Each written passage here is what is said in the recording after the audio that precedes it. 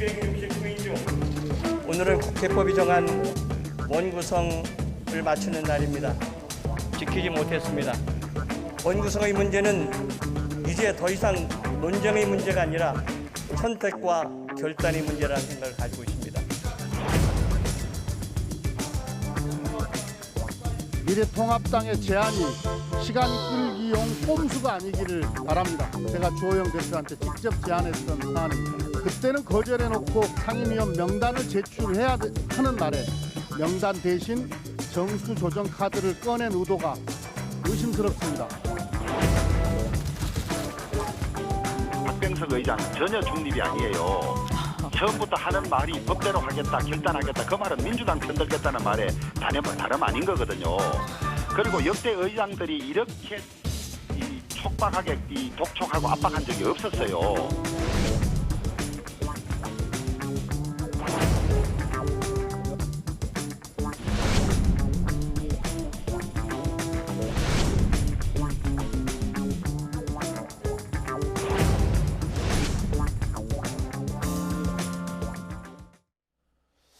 애초에 그 국회에서 상임위원장, 법사위원장 누가 갔느냐, 상임위원장 그렇게 뭐 합의 안 되면 뭐 민주당에 다 갖는다, 안 된다 하는 거에 집중이 됐는데 갑자기 또 우리 국민들은 상임위원 정수 조정 뭐 이런 얘기를 들으니까 이런 것도 있나 보다 또 눈길을 주네요. 사실 상임위원회 정수 조정이 안 되면은 상임위원을 배치할 수가 없습니다. 예. 그리고 상임위원을 배치하지 않고는 상임위원장을 선출할 수 없는 거예요. 네. 그래서 제가 볼 때는 김태년 민주당 원내대표가 하늘이 두 쪽 난다 이런 얘기도 않고 예.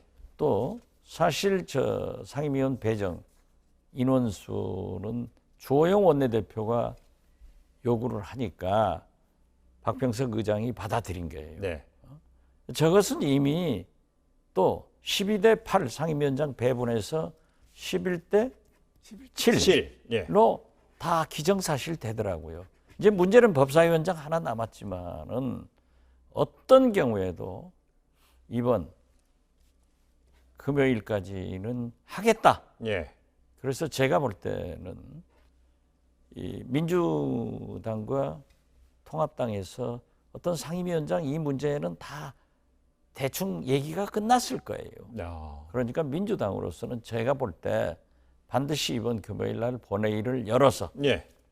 법사위원장 등 민주당이 차지하고 싶다는 것을 얘기한 또 민주당은 이미 상임위원 수가 조정됐으니까 내든 안 내든 자기들 상임위원을 발표해가지고 국회의장한테 제출해가지고 거기서 선출되면 되니까 네. 지금은 서로 삿바 싸움을 하고 있지만은 저는 박병석 의장도 김태년 민주당 원내대표도 이 이상 기다릴 수 없다 해서 이번 금요일 날 끝난다 그렇게 봅니다. 그러면 예, 그 뭐 상임위원 정수 조정은 사실 그건 뭐 대단한 쟁점이 아니에요. 여든 야든 상임위원회 그 정수를 뭐 늘렸다 줄였다 하는 거니까. 예. 그건 뭐 여든 야든 서로가 필요해서 하는 거니까 그건 그러나 문제가 그것이 아니고. 정해져야 그러니까요. 그건 위원장을 뽑을 수 있죠. 그건 정해진다고 봅니다. 왜냐하면 그건 여든 야든 필요한 부분이니까 그 뭐 정수 조정은 전 쉽게 이루어진다고 보고 문제는 이제 위원장도 뭐 11대 7이니까 아마 11대 7 가닥은 정해놨을 거예요. 정해놨는데 법사위원장 부분을 이제 김태년 대표가 세게 저렇게 치고 나오니까 나는 결국은 법사위원장도 여당이 양보할 거라고 봅니다. 왜냐 그러면 국회를 좀 이렇게 무난하게 운영하기 위해서 지금 야당 길들일 만큼 저래 해놨으니까 힘자랑도 할 만큼 했고 하니까 뭐 막판에 가서 못 이긴 체하고 막 이렇게 양보해줘서 여당의 큰 통을 보여주는 그런 걸로 하고 뭐 금요일까지 자기네들이 기한을 잡았으면 그 안에 뭐 타결되지 않는. 그럼 이렇게 한번 해보시죠. 지금 시점이 법사위원장은 절대 양보를 하지 않고. 그래서 제가 한번 얘기 드릴게요. 지금까지 법사위원장, 예결위원장 얘기를 하다가 예. 예결위원장은 지금 딱 실종됐어요. 예. 이건 이미 통합당으로 주계 양해가 됐다. 그리고 법사위원장도 저 정도 발표되면요. 우리 다 원내대표를 해봤지만 다 정해진 거예요. 단 주호영 원내대표가 이게 이길 수가 없는 게임 아니에요. 그렇기 때문에 통합당 의총에 가서 얻어 터지는 그 체면 치레를 지금 해주고 있다. 그래서 저는 어떤 경우에도 법사위원장은 민주당이, 예결위원장은 통합당이, 그리고 18개 위원장을 민주당이 독식하지 않고 11대 7로 분배하면서 해결이 된다 이렇게 봅니다. 그래서 제가 지금 오늘이 저기 화요일인데요. 금요일 시점으로 해가지고 박 교수님께서 여당 원내대표, 그다음에 이 장관께서 야당 원내대표 마지막 테이블이에요. 서로 한번 마지막 카드를 드려 보이면서 협상해 보세요.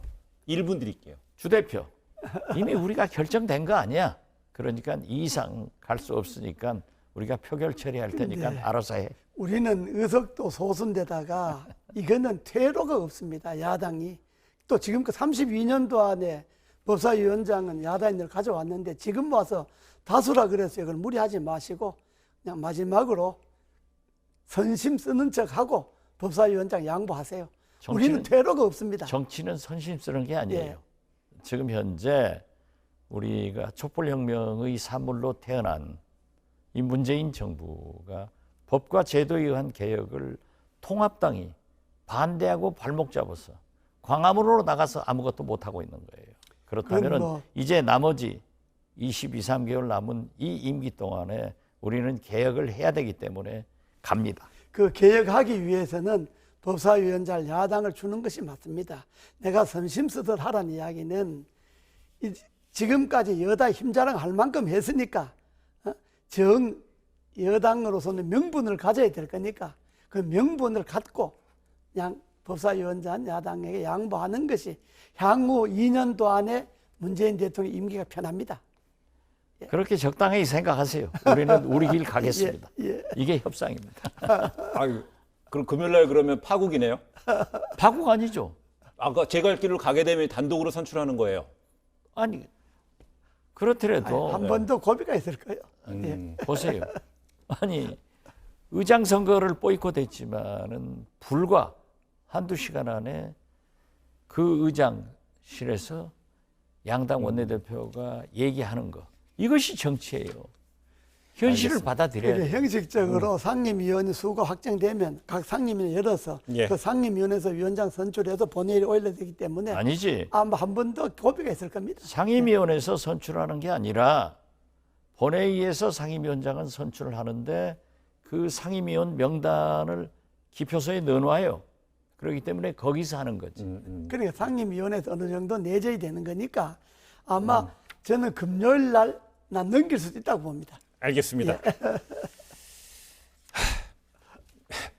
끌려 안 다닐 겁니다. 예, 알겠습니다. 상황극 잘 이만큼 봤습니다. 설명했으면 되는 거예요. 그래요. 그렇게 명분을 축적했어요. 그렇죠? 그렇죠. 알겠습니다. 근데 기본소득으로 주제를 좀 바꿔보겠습니다. 이 기본소득 둘러싸고도 연일 정치권이 뜨겁습니다. 지난 3일 미래통합당 김종인 위원장이 언급한 이후에 여야 대권 주자들이 의견을 계속 쏟아내고 있습니다. 그게 이제 뭐 유력 정치인이든 뭐 광역 단체장이든 구분이 없네요. 제가 뭐라고 했어요? 네. 김종인 위원장의 저렇게 임팩트 있는 간결한 보수당에서 진보당의 메시지를 탁 떠올리잖아요. 그러니까 제가 민주당 조심해라 했는데 다 따라와요. 경고하셨었죠. 그렇죠. 네. 다 따라오잖아요. 일단 김종인 위원장은 기본소득 이 심플한 메시지를 가지고 성공한 거예요. 네. 그렇지만은 자기 당 통합당에서는 이게 보수의 논리가 아니거든요. 그러니까 그 통합당에서의 내부는 지금 보면은 장제원, 원일이 다 들고 일어나잖아요. 네. 그래서 민주당은 김종인 위원장의 페이스에 말려들어서 그 메시지 기본소득을 키워주는 거고 그게 사실 재정의 뒷받침 때문에 어렵다고 네. 김종인 위원장도 한 발 뺀 것을 살려줬어요. 그렇지만은 김종인 위원장은 국민들이 그 메시지를 던진 것은 성공했지만은 당 내분으로 들어가고 있다. 저는 그렇게 해석합니다. 그렇습니다. 저게 이제 기본소득이 뭐 논의는 할 필요가 있죠. 지금 뭐 여야가 문제를 다 이제 뭐 대선 주자급들이 거론하니까 논의는 할 필요가 있는데 저게 이제 왜 통합당 내부에서는 모든 사람들에게 돈 준다는 것이 그게 보수의 가치 합당하냐? 네. 필요한 사람, 없는 사람에게 돈 준다는 건 좋은 건데 모든 사람에게 무조건 기본소득 돈 준다는 게 그게 무슨 소리냐? 이제 이런 논리가 제기될 수가 있으니까 예. 지금은 김종인 위원장 뭐 보수의 가치 따지는 게 아니고 당장 국민들이 뭐 우선 뭐 먹기 좋고 듣기 좋은 것이 최고니까 일단 뭐 던져놓고 보는 건데 저는 이제 재정 건전성도 있고 재원 문제잖아요. 예. 돈이 있다면야 뭐 얼마든지 주는데 이제 빚내 갖고 줘야 될 형편이면 이 논의가 있는데 저거는 이제 아마 김종인 위원장 스스로도 내가 뭐 논의해보자는 거지 당장 하자는 거냐 뭐 이렇게 이제 이야기하는 거니까 막 논의를 해보는 데는 성공했을 거예요. 김종인발 그러면 조금 전에 박 의원 김종인발 그럼 민주당은 네 분이에요? 아니죠. 좀 전에 말씀하실 때 아니, 김종인발 당 네 분 있다. 통합당이 네 분 되는 보수의 가치를 가지고 내분으로 들어가고 있다. 민주당은요?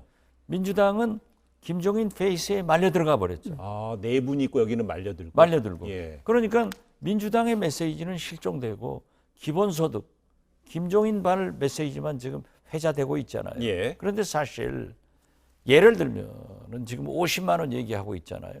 우리 인구 5천만 중에 5천만 다 줄 수도 있는 거지만 네. 뭐 빼고 하더라도 4천만 원을 준다 하더라도 한 달에 50만 원이면 1년에 600만 원이에요. 네. 이거 재정 지금 이재호 장관도 얘기했지만은 김종인 위원장도 재정 문제가 있다. 그렇기 때문에 청년 수당, 노인 수당을 좀 인상하자 하는 것으로 그 다음날 발을 빼줬는데 민주당이 네. 덜컥 잡아가지고 기본소득 하니까 자기들의 메시지는 없어졌잖아요. 아, 주식시장에서 그럼 이른바 상투 잡는다고 하듯 그런 표현이. 그런 거죠.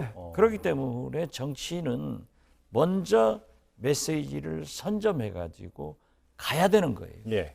일단 제가 말씀드렸던 대로 민주당은 김종인 페이스에 말려들고 김종인 위원장이 재정 문제로 이런 문제가 있기 때문에 이건 어렵고 장기적으로 검토하고 차라리 청년수당, 노인수당을 좀 인상하자 이렇게 나가버리면은 민주당은 닭 쫓던 게 지붕 쳐다보면서 당한 거예요. 예. 지금 그건 교수님 분석이 정확한데 김종인 위원장의 의도는 성공한 거예요. 기본소득을 논의해보자. 논의해갖고 뭐 재정 문제라든지 여러 가지를 지금 논의할 단계는 됐다. 이것만 던진 것만 해도 통합당으로서는 존재 가치를 드러냈으니까 성공한 거죠. 예. 근데 그 이상은 뭐 논의해봐서 안 돼도 김종인 위원장 손해볼 게 없잖아요. 없죠. 예. 그러니까 민주당에서 차마 기본수당을 생각하면서도 자기들 개별적으로는 얘기를 했지만 공론화 못 시켰어요. 예. 그러나 정의당에서는 이걸 공론화했거든요. 그러니까 김종인 위원장, 이 보수당의 대표가 정의당 심상정 대표한테 기본소득을 얘기하니까 바로 우리 당 정책이다 하고 반대서했단 말이에요. 예.